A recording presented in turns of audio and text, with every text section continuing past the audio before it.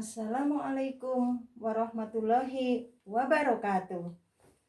Perkenalkan, nama saya Puji Hastuti dari Prodi D3 Kebidanan Purwokerto, Poltekkes Kemenkes Semarang.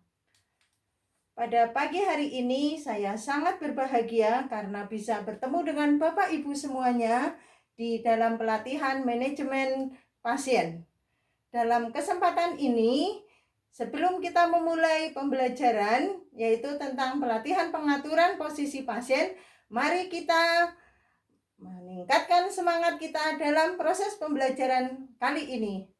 Semangat pagi, pagi, pagi, pagi, luar biasa, tetap semangat. Oke, kita semuanya sudah semangat untuk belajar. Tujuan pembelajaran kita kali ini adalah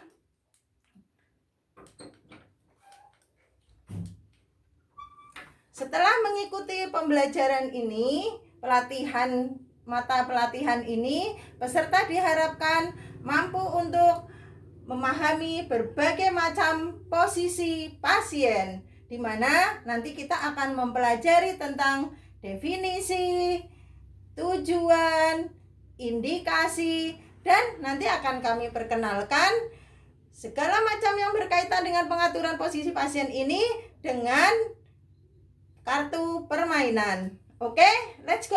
Kita belajar sekarang. Bapak Ibu semuanya, coba lihat apa yang ada di dalam gambar ini. Ya. Oke, Pak Supatno, silahkan. Oh ya, betul sekali. Ini adalah posisi ortopenik. Ya, posisi ini untuk apa, Bu Arfi? Oh ya, betul. Apa yang disampaikan Bu Arfi. Jadi posisi ini biasanya pada pasien yang mengalami sesak nafas. Betul sekali. Oke. Ya.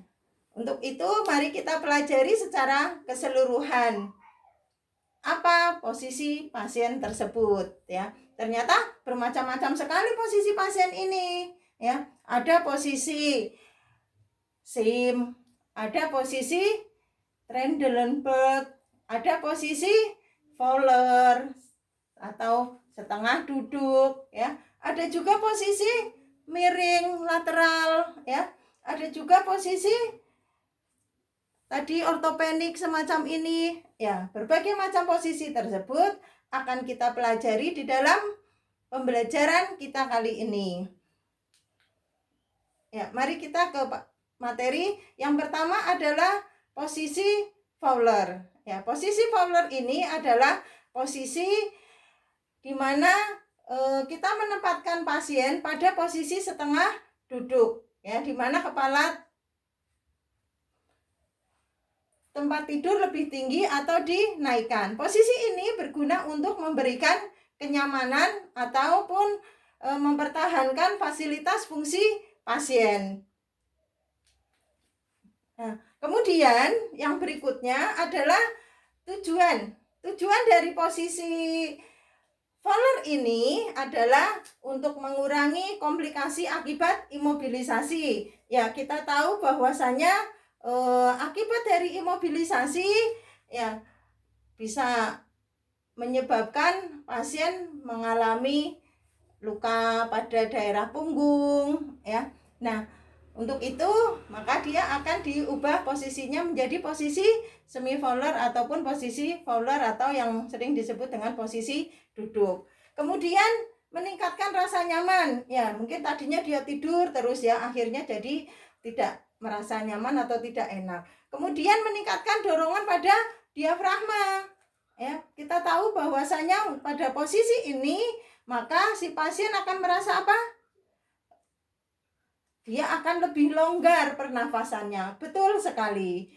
Ya, kemudian mengurangi tekanan pada daerah punggung, ya, kalau kita tidur secara terus-menerus. Nah, biasanya pada titik-titik ini itu akan merasa pegal gitu karena pada posisi tidur secara terus-menerus. Nah, ini pada posisi ini maka akan sedikit mengurangi tekanan tersebut sehingga aliran darah kembali bisa lancar. Nah, Indikasi dari posisi Fowler ini adalah gangguan pernafasan ataupun imobilisasi, ya, di mana pada gangguan pernafasan tadi kita akan merasa longgar kalau kita dalam posisi duduk atau setengah duduk. Nah, sudah jelas Bapak Ibu semuanya tentang posisi Fowler? Ada yang mau ditanyakan? Oh ya, oke, silakan Pak. Oh ya, pertanyaan dari Pak Budi. Oh, tentang posisi Fowler itu bagaimana cara menatanya? Ya, pada posisi Fowler ini, kalau misalnya ada tempat tidur, pasien ditempatkan di tempat tidur yang memang bisa diatur, ya, untuk ketinggiannya pada bagian kepala tersebut, kita atur, ya. Ada yang melalui dengan pemutar tempat tidur. Tapi kalau misalnya pasien itu tidak tidur di tempat yang ada pengaturnya, kita bisa atur dengan menggunakan bantal yang disusun, ya, seperti itu. Jadi nanti dia duduk dengan bersandar pada bantal tersebut. Apakah bisa dipahami? Oh ya, betul sekali, ya. Terima kasih. Kemudian yang materi berikutnya adalah tentang posisi SIM atau posisi miring kanan dan miring kiri. Kita sering juga sebut dengan mika-miki, ya, posisi miring kanan, posisi miring kiri. Apa guna dari posisi ini? Ya, untuk memberikan kenyamanan dan memberikan obat per anus atau supositoria. Biasanya berat badan kita, ya, terletak pada tulang ilium, humerus dan clavikula, kan. Nah, dengan posisi miring, ya, maka akan mengurangi tekanan-tekanan pada tulang-tulang tadi, sehingga akan mengurangi rasa tidak nyaman pada tulang tersebut. Nah, tujuan dari posisi SIM atau posisi mika-miki ini adalah meningkatkan drainase, ya, dari mulut pasien. Jadi kalau misalnya dia pada posisi miring tadi, maka aliran airnya itu akan keluar seperti ini, ya. Jadi dia akan terjadi aliran drainase dan itu akan mencegah terjadinya aspirasi, sehingga pada pasien tersebut mencegah terjadinya tersedak. Kemudian bisa mengurangi tekanan pada tulang sakrum, trochanter mayor ataupun pada di otot pinggang, ya. Kalau kita terus-menerus dalam posisi terlentang, maka ada kemungkinan tekanan berlebihan pada otot-otot tersebut. Nah, dengan posisi miring, ya, maka akan diharapkan pasien bisa mengurangi tekanan pada posisi tersebut.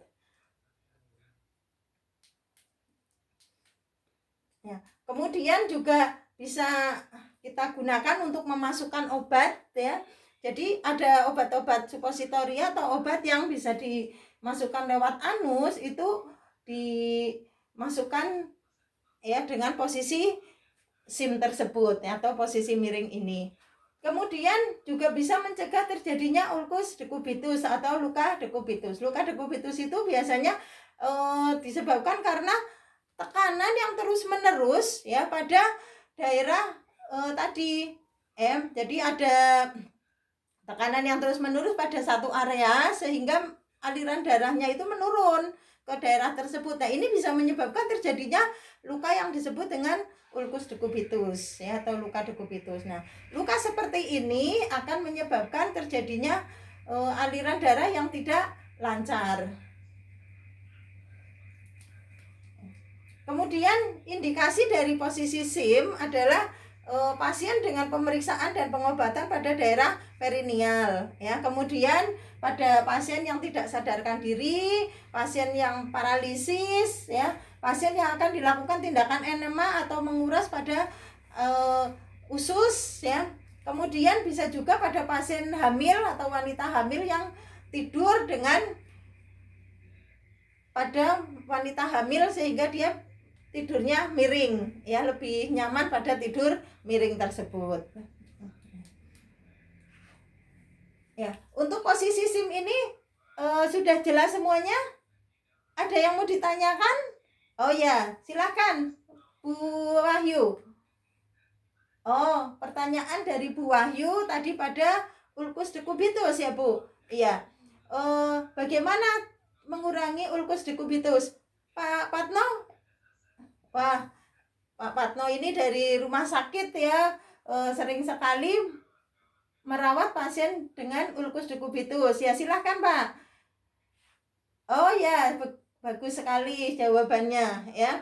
Tadi dari Pak Patno disampaikan bahwasanya untuk mengurangi ulcus decubitus, maka pada saat kita memandikan pasien pada saat-saat tertentu itu dilakukan tindakan masase ya, atau pemijatan pada area-area yang mengalami tekanan tersebut. Oke, bagus sekali. Ya, sekarang kita masuk ke materi berikutnya adalah pengertian dari posisi Trendelenburg. Ya, apa yang dimaksud dengan posisi Trendelenburg? Yaitu pada posisi pasien yang berbaring ya di tempat tidur ya dengan bagian kepala ya lebih rendah daripada bagian kaki. Biasanya kan kepala di atas ya, kaki di bawah. Nah, posisi ini pada posisi Trendelenburg ini, maka dia akan dibalik ya. Posisi kepala itu lebih rendah ya dari bagian kaki. Nah, posisi ini digunakan untuk apa? Yaitu untuk melancarkan peredaran darah ke otak sehingga lebih banyak aliran darah yang ke otak. Kemudian tujuan dari posisi Trendelenburg ini apa? Oh ya, betul sekali. Yaitu untuk mencegah postural drainase, untuk memberikan ya postural drainase dari lobus paru basal ya.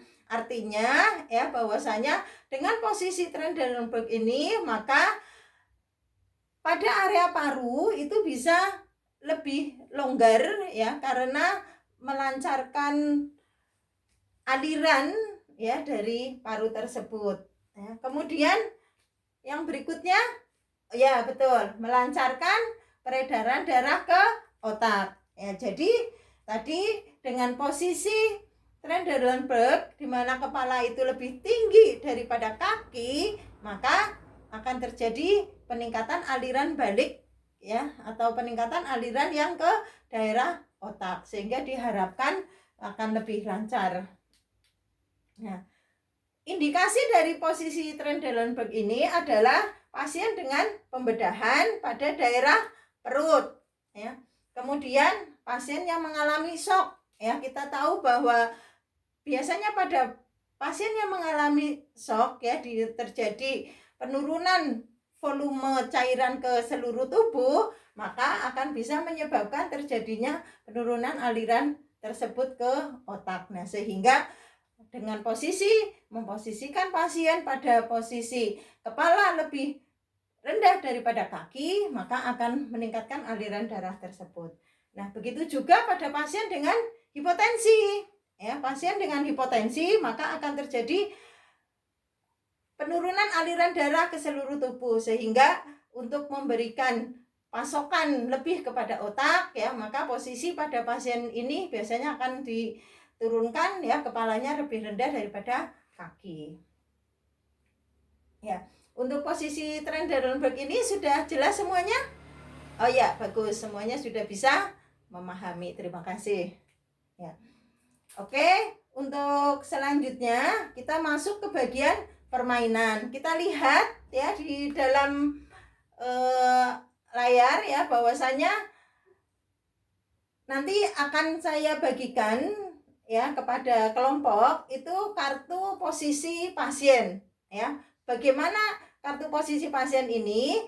Isinya tadi di depan ya. Jadi ada gambar ya. Kemudian di belakangnya ya itu ada definisi dari gambar tersebut. Jadi setiap posisi pasien tersebut itu nanti ada 3 kartu yang berisi tentang pengertian, tujuan, dan indikasi. Oke, pada permainan kartu posisi pasien ini cara mainnya bagaimana? Oh ya, nanti kita bagi ya kelas ini jadi beberapa kelompok yang beranggotakan 3 atau 4 orang ya. Jadi nanti setiap satu kelompok itu ada 3 atau 4 orang. Kemudian setiap kelompok itu akan kita bagi satu set kartu ya. Kemudian dari kelompok itu silahkan ditunjuk ya untuk ketua kelompoknya. Nah, ketua kelompok ini nanti yang akan mengocok kartu tersebut ya. Kemudian anggota dikumpulkan ya. Anggota diminta untuk mengumpulkan kartu yang bertemakan sama. Tadi misalnya posisi Trendelenburg ya. Nanti dia diminta untuk mengumpulkan satu kartu yang berisi pengertian, satu kartu yang berisi tujuan, dan satu kartu yang berisi apa? Indikasi, betul.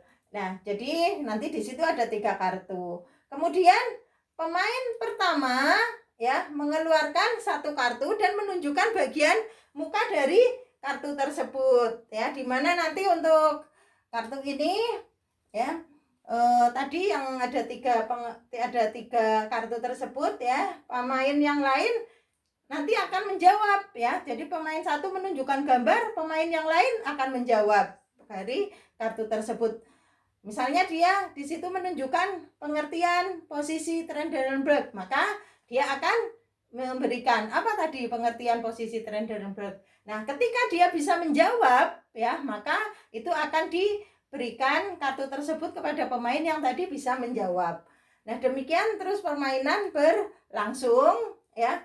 Tapi kalau misalnya tadi ketika pemain tersebut mengeluarkan kartu ternyata dia tidak bisa menjawab teman-teman yang lain, maka kartunya masih dipegang. Nah, demikian permainan ini sampai semua pemain bisa mengumpulkan set kartu tersebut ya, atau permainan ini akan berhenti ya jika seluruh kartu sudah terkumpulkan masing-masing setnya ya, dimana nanti pemain yang paling banyak mengumpulkan kartu ini, maka dia akan merupakan pemenang dari permainan tersebut. Oke, untuk penjelasan permainan ini sudah bisa diterima semuanya?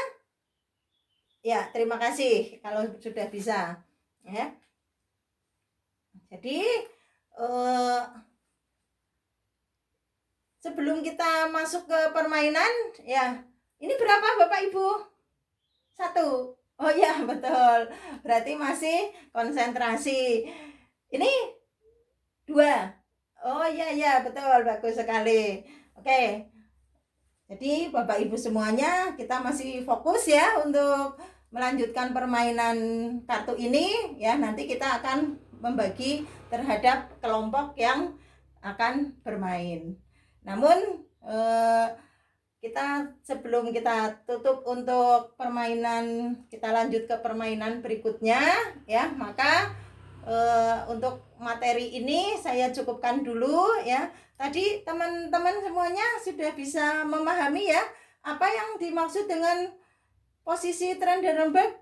Oh ya, betul, posisi pasien yang kepalanya lebih rendah. Kalau posisi SIM tadi ya posisi miring kanan atau miring kiri. Sedangkan kalau posisi Fowler, oh ya betul sekali, itu adalah posisi duduk atau setengah duduk. Oke, tujuannya posisi Fowler untuk ya meningkatkan kenyamanan pasien, mencegah dekubitus, melonggarkan diafragma. Oke, betul sekali. Kemudian kalau Trendelenburg, oke, untuk melancarkan aliran darah. Ya, bagus sekali. Kemudian kalau pada posisi SIM, salah satunya apa untuk tujuannya?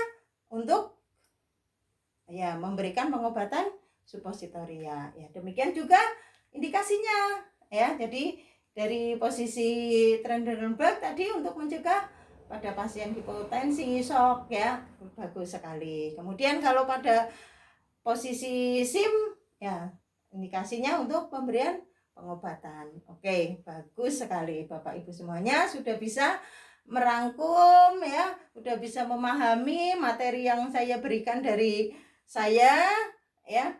Kemudian untuk posisi pasien ini kita tahu bahwa seorang pasien ya maka dia akan ya sangat berharap untuk bisa sembuh kembali. Nah, kita sebagai tenaga kesehatan yang selalu mendampingi pasien tersebut, maka kita harus mampu untuk bisa memberikan harapan ya, untuk bisa meningkatkan harapan pasien itu ya. Jangan pernah menyerah ya. Walaupun kita mungkin sudah merasa pada titik nadir sekalipun ya, akan terus tetap ada harapan. Nah, itu semuanya yang harus kita berikan ya kepada pasien ini, sehingga mereka akan selalu menumbuhkan harapan itu kepada pasien ya. Untuk itu ya, maka kami cukupkan dulu sampai di sini. Terima kasih atas perhatiannya. Kita ketemu lagi nanti pada materi tentang dokumentasi. Assalamualaikum warahmatullahi wabarakatuh.